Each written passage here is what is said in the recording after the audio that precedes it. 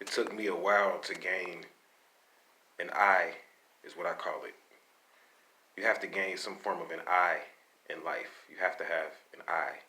And even though the I is the ninth letter of the alphabet, actually, in reality, the I and the A are connected.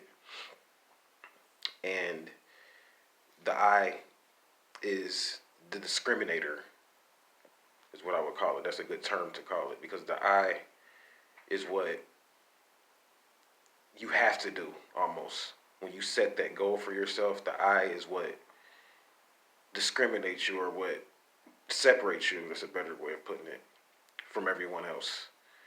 So you have to have an I. And the problem is that right now in society, you can tell that the I is very artificial, especially with what's going on, like in television and news. And I'm not going to really go into too much of that, but in overall, the I is artificial, even getting into the weather.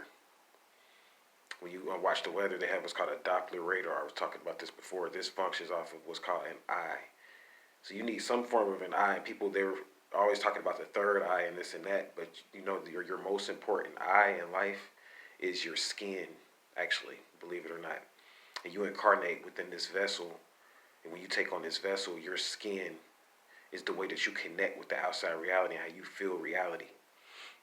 So your skin is your number one aspect of gaining some form of an eye. So you have to begin to nurture yourself and your skin and things of that nature so that you can get better meditations. Your skin has pores and everything so you can breathe through it. This is the vehicle, the spaceship. The skin is not you. It's just the vehicle or the spaceship that you contracted with, though, to come into this reality so that you can gain some form of an eye. Because what happens is that if you don't gain an eye and you stay in a mode of, because you could be in a collective mode. So when I say gain an I, it's not about the ego aspect of I, even though that may be a part of it. It's not about just having an ego or nurturing the ego aspect. But what I mean by the I is that a direction or a goal. You have to have a direction or a goal every day or an agenda that you set for yourself and that you pass or complete it. See, people set long-term goals because it's comfortable for them, because they can forget about it and be like, oh, I forgot about it. I was supposed to do that X, Y, and Z. I was supposed to be saving that money. I set a New Year goal and I forgot. But see, when you have an I, this is a daily goal. This is when you wake up and every day you must do this or you must do that.